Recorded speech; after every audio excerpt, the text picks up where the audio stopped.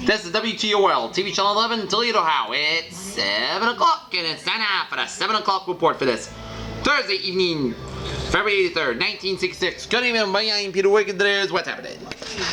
Because neither Democratic Republican opponents filed by yesterday's 4 p.m. deadline for declarations of candidacy, two incumbent Republican judges will run without contest this year's primary and general elections. They are primary Judge Willis C. Ludeman, 1731 Fulton Road, and Common Pleas Judge Nicholas J. Walensky of 3909 Berkeley Drive. A sharp skirmish expected for the GOP nomination for the state senator in the first senatorial district where 4 candidates are running. The GOP District 1 candidates are City Councilman Howard C. Cook of 318 Beachway Boulevard, State Senator Ross Peppel of 235 West Indiana Avenue in Perrysburg, a veteran of the Senate and until recently Lambert resident. Ferdinand Nates of Walbridge, Wood County Treasurer, and State Representative Joe W. Martin in Defiance. Local Democratic circles look for two-spirited contest. One involves a party nomination for county commissioner. It pits Saul Winterberg, 1616 Glen Ross Boulevard in Oregon. That city's water and tax commissioner against State Representative William J. Donovan at 236 West Crawford Avenue. Party leaders indicate that they have adopted a hands-off position in this race. The Democratic endorsement has been given to one of the participants in the other major primary struggle. Francis A. Piotrowski of 322 West Harrison Street, Miami, was endorsed over John M. Mahoney of 2347 Glenwood Avenue for nomination as a judge of the Court of Domestic Relations. Mrs. Piotrowski is clerk of the courts, and Mr. Mahoney is a former officer of the court and was candidate for judge of the court 2 years ago. In each of the local and district offices listed below, one candidate being nominated by each party in the May 3rd primary, supported the Lucas County Democrat of Republican Party, as indicated where it has been decided by party leaders. And I'm Quinzola. I work in release of information. In Columbus, Democratic primary contest for all statewide offices except one emerged yesterday. The fill-in deadline that was filed passed for candidates on the Republican side. None of the candidates, all but one incumbent, will face primary contest on May 3rd. Wimel Wright of Mount Vernon Rabbit Raiser has filed to oppose Governor Rhodes, but today was disqualified by the Secretary of State, Ted W. Brown, who had ruled that he lacked enough valid signatures on his petitions. Ms. Brown said Mr. White's petitions contained only 953 valid signatures, 47 short of the minimum 1,000 needed to qualify. Ms. White filed 1,436 signatures obtained in 50 counties. Democratic candidates for governor are State Senator Frazier Reams Jr., Toledo, and State Representative Harry McElwain of Cincinnati. Competing for Lieutenant Governor are William Coleman, State Democratic Chairman, and Paul Lynch, Columbus Director of the Guidance at Bishop Hartley High School here. Democratic candidates are for Attorney General are Mark McElroy, Cuyahoga County Recorder, and Robert E. Sweeney, Cleveland, Ohio, Congressman at large. Hopefuls are for the Democrats' nomination for State Auditor are Terrence Ferguson of Columbus, candidate for State And offshore island. Treasurer 4 years ago, and Charles Puglisi, Steubenville Hotel operator. Because of the death in 1964 of State Auditor Roger Tracy, there will also be a Democrat contest for a 2-month interim term for auditor. Seeking for the short term are for the Democrats are Mr. Puglisi and Richard Burr and Clarence Kinsley, both of Columbus. Democrats running for the Secretary of State are James Bell, City Councilman from Cleveland, and James Nolan of Cleveland Public Relations man. For this round, and the winners of that last toss-up will start, John. In Washington, a Blue Ribbon Commission recommended to President Johnson and Congress today that every American family need to be guaranteed a minimum annual income. The annual cost of such a plan was said to range from $2 billion to $20 billion, depending on its scope. As many as 35 million Americans will be affected. The minimum income level was fixed at $3,000 a year. This was about one of the dozens ambitious but recommendations that grew out of year-long study by a 14-member National Commission on Technology, Automation, and Economic Progress. The group was created by Congress and appointed by Mr. Johnson to study technological unemployment and related problems. Under the Guaranteed Income Plan, the federal government would make up the difference between a family's actual income and a fixed minimum standard. Most every recommendation drew unanimous support from the panel, which includes such prominent citizens of the diverse viewpoints as Thomas J. Watson Jr., Board Chairman of IBM Corporation, and Walter P. Ruffer, President of the United Auto Workers, and Dr. Howard Warren was the President of University of Iowa, was Chairman. Among the unanimous recommendations in the 210-page report where the federal government should become employer of last resort for the hardcore jobless, paying them to work in local hospitals, schools, police departments, and other useful community enterprises. Washington, Senator Losh yesterday called for a $100 billion pay-as-you-go water pollution control program with priority assigned to the Great Lakes Basin and other highly industrialized areas. The senator describing the current federal program as inadequate proposed that a more ambitious pollution abatement driven by the finance under the same formula as a interstate highway system where the federal government contributed 90% of the cost of the states and the local government of 5% each. I'm saying the federal treasury cannot stand an outright grant for 9% of a $100 billion nationwide program and abatement program, he told. The Senate new legislation will have to be enacted which will permit the recoupment of a reasonable portion of the federal grants fat water users charge. Pointing out that the interstate highway system is financed by the excess taxes, he has suggested that the government adopt the water use. Toledo should not count on its proposed $17.5 million downtown distributor being made into part of a federal interstate highway system. City Manager Backstrom was informed today. The news comes to a blow to the city's hopes to attain a 9% federal aid on the Riverfront Expressway and it could raise the city's share of the bill to $3.5 million. As part of the interstate system linking Interstate 75 and Interstate 280, the would qualify for 90% federal aid with the city aid and state aid, each paying 5% with an interstate designation. The financing formula would be 25%.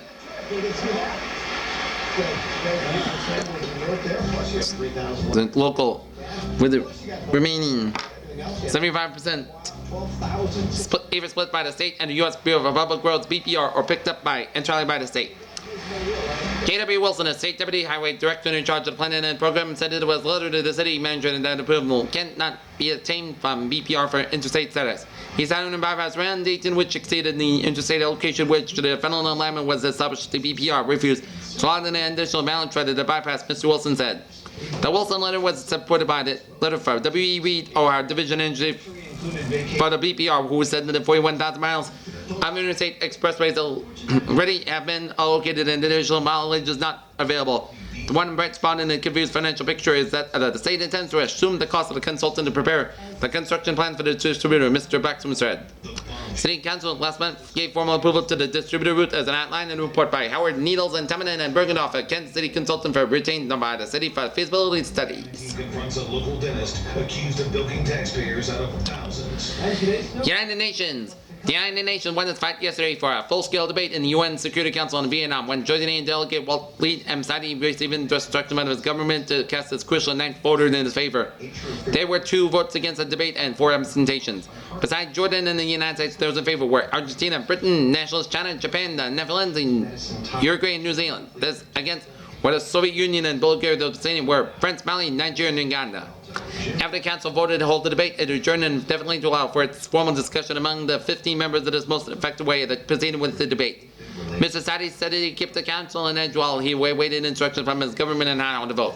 He expressed hope that the debate would be a preliminary step to the final course of the nation that could end the war in Vietnam. He took the cognizance of arguments that a heated debate might worsen that situation, but said there would be equally valid arguments that the debate would not be harmful. That's good enough for a delegation, he added. Today, African members of the council were reported looking away to the council could help settle the war in Vietnam. Mali, Nigeria, and Uganda were said would be seeking some general agreement on the subject before the council goes into full debate. One African delegate stressed that they were standing out of their countries for some breakthrough. We're not yet talking about submitting a resolution. A non-African speculated that the Africans might submit a resolution calling for detection of hostilities. Risk of bleeding if you take Xarelto with aspirin products, NSAIDs, or blood thinners. Washington, new GI Bill offering permanent education and loan benefits for men and women serving in the armed forces was approved today by the House Veterans Committee. The bill would affect immediately 3.5 million veterans who served since earlier in 1955. The state benefits of Korean War veterans ended. The first year cost for the bill was estimated about $335 million, far from more than the administration has proposed. The administration is backing a bill that would be limited benefits to veterans who served in dangerous areas. Saigon, South Vietnam. Allied spokesman said today that Operation Master has crippled a North Vietnamese regiment and mauled a mixed regiment of North Vietnamese and Viet Cong. They called it 10-day-old. Driving the coastal lowlands near Bunks on the 29 miles northeast of Saigon, the heaviest blow ever dealt in the troops from the south or the north. Reports said 77 communists were killed when the U.S. 1st Cavalry Division Mobile accounted the 514 in addition 120 enemy soldiers were reported captured. The American, South Vietnamese, and Korean troops in Operation Master were continuing the hunt for a 3rd communist regiment. About 1,200 men, possibly all North Vietnamese, were still reported in the area. The Allied forces encountered only one light sniper fire in the past 24 hours. The cavalry men searched in the area on the western side of the 13-mile square battle zone, which was heavily pounded by Air Force B-52s from Guam yesterday in an effort to cut off the communist escape. The bombers destroyed numerous bunkers and trenches. Some equipment and torn and uniforms were found, but the communists appeared to have been carried away. They're dead and wounded. U.S. Air Force and North Philippines attacked North Vietnam for the fourth consecutive day, striking at soldiers' areas, bridges, and highways, and shipping, but bad weather again prevented accurate assessment of damage. No planes were lost. Spokesman said the Air Force that F-105 Thunder Chief struck a soldier and 2 bridges close to Vienna and 2 more. It spans between Vienna and Dan Hoa, 8 miles to the north, and 2 more fighters of Air Force F-105s later hit 2 barges on the Sangma River about 6 miles southwest of Hanoi, sinking one and leaving the other in flames, and damaged approaches to the bridge on the Route 122 about 50 miles north of Phan Hoa. Spokesman said Navy jets from 7th Fleet carriers highways, bridges, and sword jumps and sank a North Vietnamese patrol boat about 40 miles south of Haiphong. In London, the friends of the jailed male-trained robbers preparing to risk escalation in the most spectacular kind of spring them before the prisoners are transferred to a top-security jail. As far as Chief Constable A.A. Muir of Durham County is concerned, the answer is yes. An amazing press conference last night, the police official responsible for the safekeeping of the 3 and the male-trained robbers then said to the friends that Douglas Gordon Goody, the only man believed to know where $2 million worth of missing banknotes are hidden, and would stop at nothing to get them out of Durham prison. They would be prepared to launch a full-scale military attack, even an extended using tanks, bombs, and what I believe were known as limited atomic weapons, Mr. Muir told the press. Mr. Muir's statement on a possible atomic jailbreak is received when incredibly in official circles. The Home Office has no comment. The trained robbers are generally treated as a top-secret trio, and yet they have been very much in the news this week. The commando that had attacked the Glasgow London Travelling Post Office at the summer '63 and got away with about $7 million worth of bills consisted of about 8 to 50 men, and they were never caught, or the 8 were there. 2 were escaped from the 2 different jails in 64 and 65, both with outside help of the 6 now beyond bars, 3 in Durham in the northeast of England and 3 in Lancaster. It was Chief Constable Muir who obtained the posting of the military detachment at Durham prison last November. The troops are still there. The primary objective of an attack, Mr. Muir said, would be to free Goody.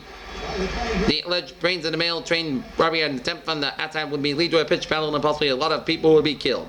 The hand of military equipment such as tanks, armored cars, bazookas, and limited atomic weapons being considered for a raid in the Durham prison implies access to army depots and therefore complicity from military personnel. This is rather fantastic to contemplate. But everything about the male robbers has been reminded of a Goldfinger script. A couple of things could have come at the streets of Durham unchallenged.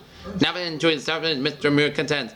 Meanwhile, while the Durham prison, the jail men have been clamoring for attention and fair treatment, so successful that their public relations efforts that the new Home Secretary, Roy Jenkins, allowed the press to visit the prisoners and hear the grievances. In letters of the editor, some readers complained of Mr. Jenkins' generosity today. One of them suggested the trained robbers serving of 14 to 30-year sentences should not be allowed to look forward in ultimate retirement influence. On behalf of the Douglas Goody lawyers issued a statement today to report rumors of escape plots. One client, they announced, in fact, denies any Purdue, we believe in a better chicken. Lane's knowledge of such alleged plots which have me all. Okay, I will have the weather report after this commercial break here on Toledo 11 News. Stay tuned.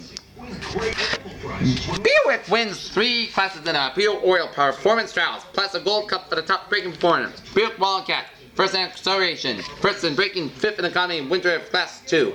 Buick Special Deluxe V8, first in economy, 2nd in braking, and 6th in acceleration class 4 victor, and Buick Special V6, and the first in braking, 2nd in acceleration, 3rd in economy, and the class V champ.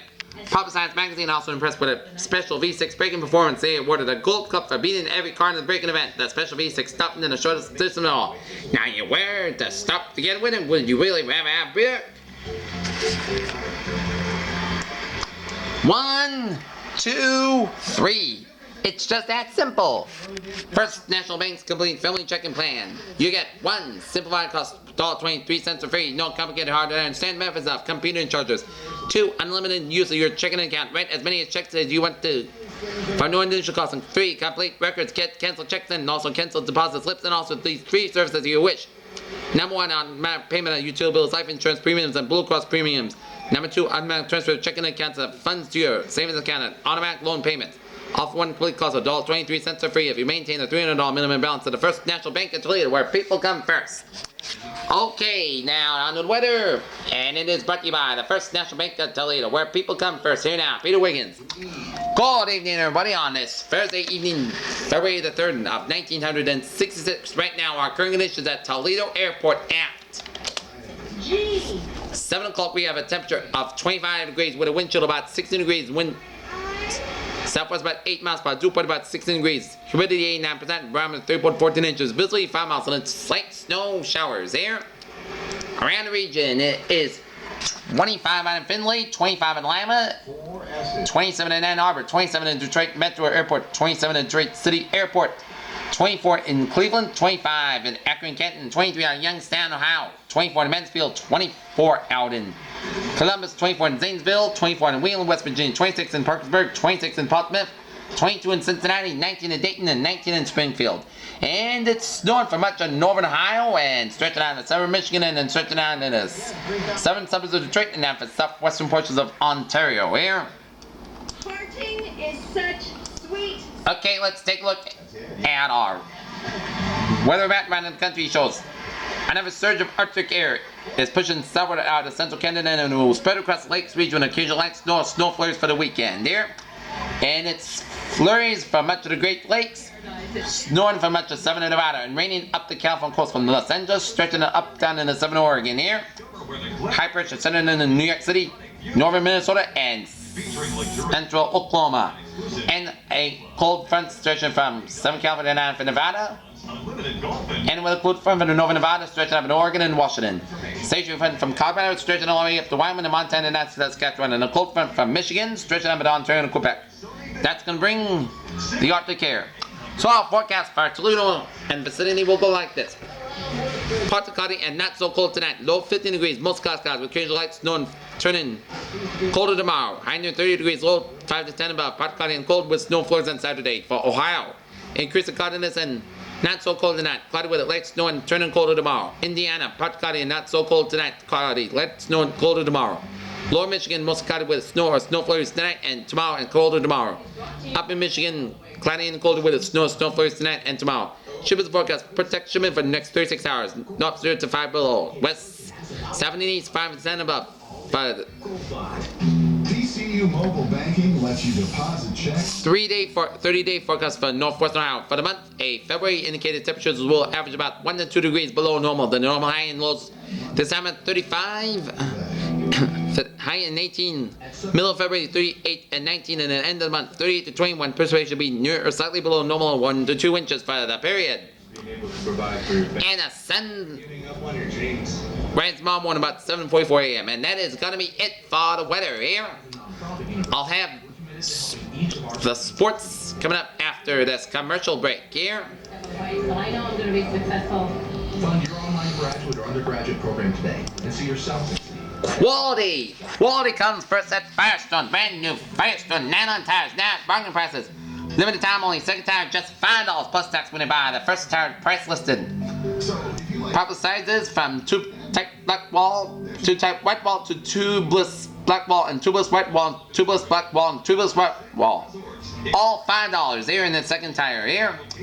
First tire by regular price. Pay another second you got a tire. Get $5. All prices plus tax. No trade-in needed. No money down. Take months to pay.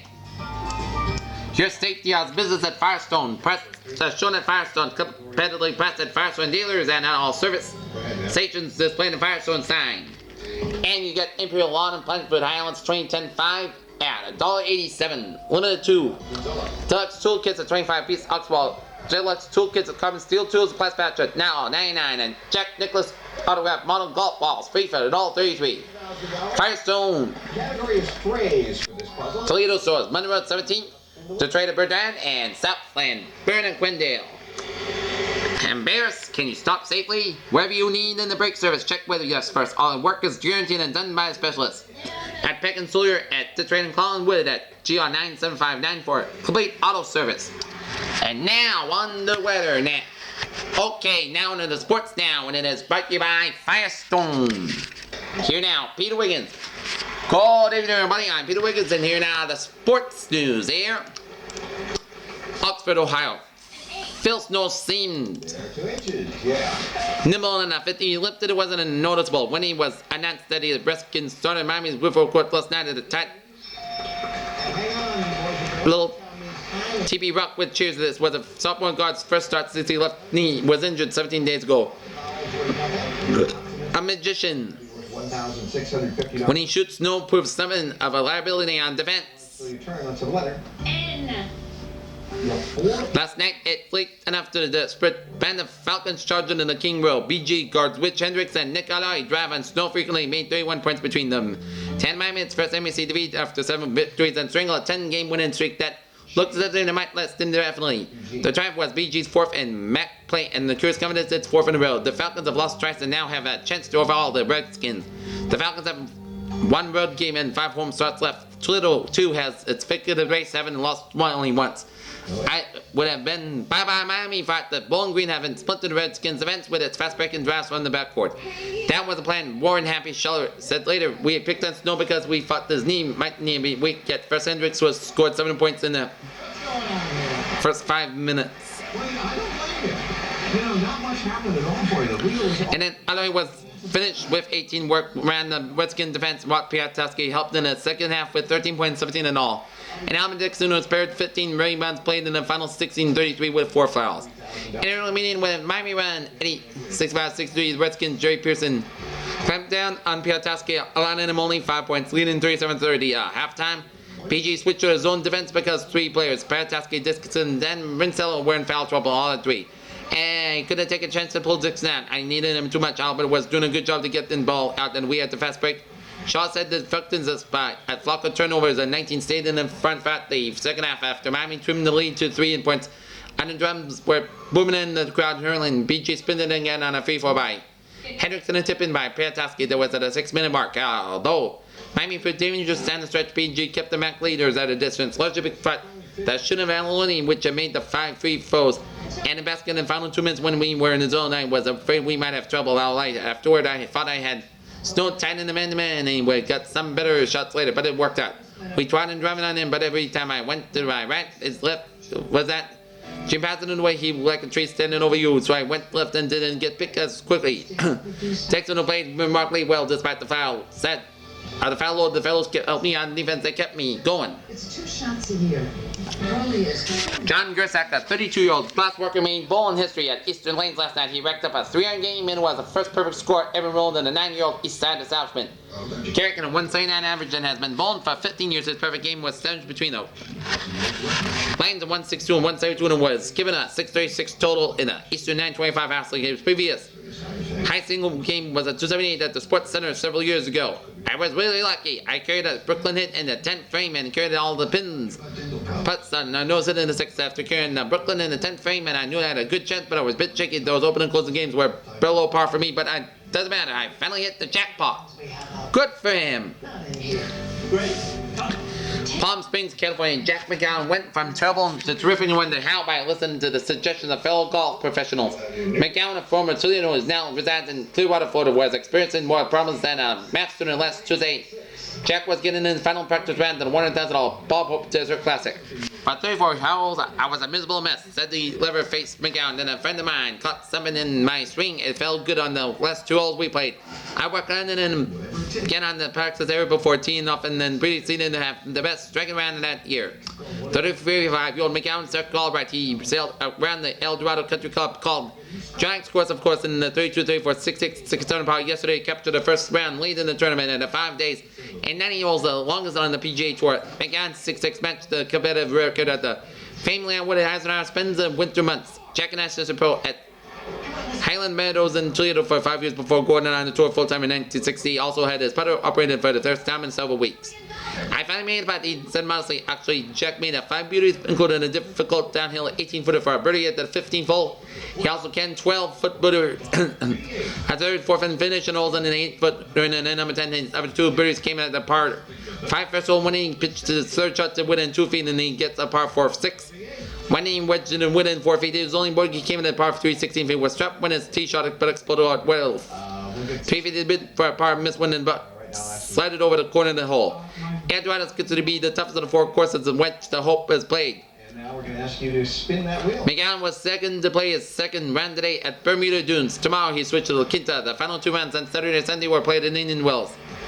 McGowan wasn't the only relative stranger up to the top. Joe Taylor, home pro from West Virginia, a virtual unknown nationality, and Al Bessling, his Scott veteran in the Gulf Wars wears tied for the second with 67s.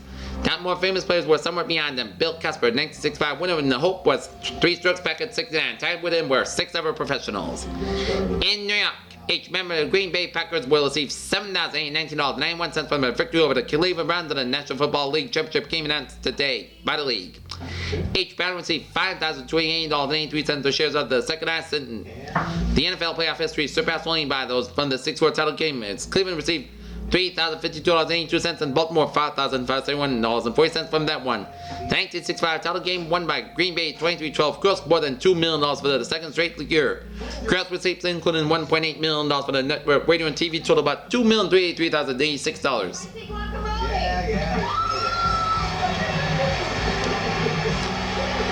The Yankees will bounce back in the 1966 Solo of the Mud Hens. That was a theme hammered home by Yankee General Manager Ralph Fork and Farm Director Johnny Johnson during their visit to Toledo yesterday. The 2 officials flew here from New York for an appearance at the first get-together of the newly organized Mud Hen Diamond Club last night at the Lucas County Recreation Center. Fork predicted the Yankees will be a ticket to the 6-team American League pennant race, and he added, "I can't help but feel that it will be a fine year in Toledo too." He compared the 1966 Yankees with the defending champion Minnesota Twins for position, and the Yankees went hands down. Way better than the Twins in every position except 2. I'll give them shortstop because of Zoe Versailles, and they have an engine center in the field, but everywhere else. I included pitch, and I like the Yankees. Hook tab Minnesota, Baltimore, Cleveland, Detroit, Chicago as other contenders together and scored this optimistic attitude by pointing out, notice I mentioned these clubs are after us. The league stacks up right now with quite a ways. The Yankee GM expressed confidence that the Mickey Mantle, Roger Marison, Elton and the club celebrated cripples from a year ago when we back in top form and presently ready for big seasons.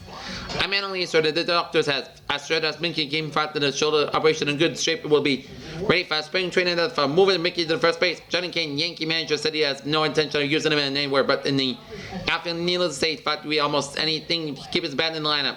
Hogan indicated the Yanks are counting on several 1965 Mud Hens. He mentioned that Jack Cullen, Dooley Womack, and Gil Danza as possible available pitching assets. Our pitching is better than most people think that the option for instance our first line is at least as good as the Twins and our second line is better. In response to the question about the likelihood of Roger Purpose to Toledo winning club 14 home runs last season, Hawk Venture has reached the point where I think that he'll stay in the Yankees. He didn't hit left-handers too well last year, but he's been working against them in a winter ball and ways hoping that he'll improve in that respect. We're counting on him as one outfielders. Discussing promising rookies in the organization, I hope described this 19-year-old shortstop Bobby Mercer as one of the finest looking young players I've seen work. Now, we having some contract troubles with him, but I think he's seen his picture in the paper too often. Hook said the Toledo Liberty High School has Chet Trail. Everett found himself in the second baseman. Everything seemed to be fit together for him at the second he made the plays. And then as good as you are seen everywhere regarding the Mud Hen situation, the Yankee front of this best conceded.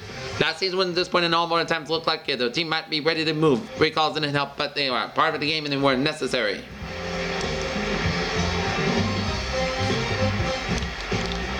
Come back again tomorrow night. For another chance to win. Judy Youngs will be honored as Toledo's outstanding female athlete announcement with the outstanding male athlete 17th panel banquet championship Hall of Fame dinner tonight at Lucas County Recreation Center. Miss Youngs, a Bush High School student and member of the Ladies Queen League, will be honored for her role in prowess. Smith, former Scott High School and Findlay College student, has been named for his football activities. Smith was the nation's small college leader and in the yards gained by the Prince last season. 6 Toledans will be inducted in the Greater Toledo Athletic Hall of Fame. They include boxer Wilbur McClure, AAU official Art Morris, bowler Junior Powell, and pro football star Jim Parker, wrestling official Dick Torrio, and former football and basketball official Chuck Works. BetterMetroWest.com.